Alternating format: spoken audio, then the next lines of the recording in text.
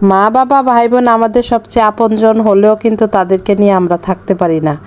আমাদেরকে কিন্তু আশেপাশের পাড়া প্রতিবেশী নিয়ে কিন্তু চলাফেরা করতে হয়।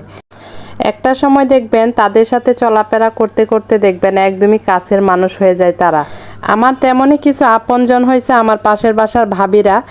পাশের বাসার ভাবি তো আমাকে ইফতার দিয়ে দিছে সেই কবে, আর আমি কিন্তু ভাবিকে ইফতার দিতেই পাচ্ছি না, কারণ আমি 4-5 দিন ধরে শপিং করা নিয়ে এত ব্যস্ত। মার্কেটে এমনও দিন যায় যে আমার 2বার মার্কেটে যেতে হয়। তার জন্য আজকে ভাবছি যেহেতু আজকে শপিং করতে যাব না, তাই ভাবিকে ইফতারটা দিয়ে দিই। তার জন্য দেখেন কিছু বাজার করিয়ে নিয়ে আসলাম, বাজারগুলো রেখে তারপরে চলে যাচ্ছি আমি ইফতার রেডি করতে। এদিকে দেখেন না বাজারের সাথে আবার কিছু মুরগিও নিয়ে আসলো। আমি কিন্তু মুরগির কথা আজকে বলি নাই, তো কাজের চাপ আরও বেড়ে গেল। ইফতারের পাশাপাশি কিন্তু আমাকে মুরগিও কাটতে হবে। যাই হোক, প্রথমে আমি চুলাটা বসিয়ে দিলাম। চুলাটা বসিয়ে আমি কিন্তু এক এক করে ইফতারটা রেডি করে ফেলবো। এক হাতের কাজ, তারপর বাচ্চা আছে আমার, 2 বাচ্চা আবার দেখা গেছে প্রাইভেট পড়তে চলে গেছে, আমার একা হাতে সব কিছু করতে হবে। তাই চুলাটা বসিয়ে দিয়ে আমি চলে আসলাম এখন ইফতার রেডি করতে। এদিকে দেখেন শসা, তারপরে মালটার জুস করব, এগুলো আমি কেটে নিচ্ছি, মানে এক এক করে আস্তে আস্তে যতটুকু করতে পারলাম। আমি প্রতিদিন তাই করি, রান্না বসিয়ে দিয়ে তারপরে ইফতারটা রেডি করে ফেলি।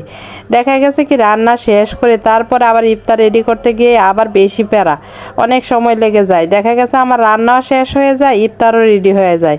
তারপর দেখা গেছে ইরফানকে আমি সময় দিতে পারি। মাঝে মাঝে দেখা গেছে আরও আধা ঘন্টা সময় বাকি থাকে, ওই আধা ঘন্টা আমি ইরফানকে নিয়ে ছাদে ঘোরাফেরা করি। এইভাবে আমি রোজার পার করি। এই তো দেখেন ছোলা বোনাটা কিন্তু একদমই রেডি, মাশাআল্লাহ অনেক লোভনীয় হয়েছে। আমার এই ছোলা বোনাটা কিন্তু একদমই সাধারণভাবে করি, কিন্তু খেতে কিন্তু অসাধারণ লাগে। দেখতে পাচ্ছেন কতটা লোভনীয়। যাই হোক, ছোলাটা কিন্তু রেডি, সব কিছু এখন এক এক করে রেডি করা হয়ে যাচ্ছে। এদিকে দেখেন আমি এখন এটা কিন্তু ট্যাঙ্ক করতেছি, সাথে কিন্তু লেবু দিয়ে ট্যাঙ্ক দিয়ে একটা মানে শরবত করতেছি। আর অন্যদিকে দেখেন মালটার জুস করাটাও হয়ে গেছে। এখন মালটার জুসটা ঢেলে নিচ্ছি। মালটার জুসটা রমজান মাস আসলে আমাদের প্রতিদিনই লাগে, তাই আমাদের নিজেদের জন্য তৈরি করলাম, ভাবির জন্য তৈরি করলাম। ভাবিদের ফ্যামিলিতে কিন্তু 3জন মানুষ, ভাবি, ভাবির হাজব্যান্ড এবং ভাবির ছেলের বউ। এই তো জুসটা ডালা হয়ে গেছে, তারপরে এক এক করে আমি ট্রেতে সাজিয়ে নিচ্ছি। আসলে জিনিস যেমনই হোক, পরিবেশনটা কিন্তু সুন্দর হলে দেখতেও ভালো লাগে। আর দেখেন আমি কি কি করেছি। এদিকে দেখেন আবার আমরা কিন্তু সব সময় শশার এরকম ভর্তা করি শুকনা মরিচ দিয়ে, সেটা আমাদের এখান থেকে ভাবিকেও দিচ্ছি, মানে একটু বেশি করে করেছি সব কিছুই। আর অন্যদিকে দেখেন আমার মেয়ে কিন্তু ভাজা পোড়াটা সাজিয়ে নিচ্ছে সুন্দর করে।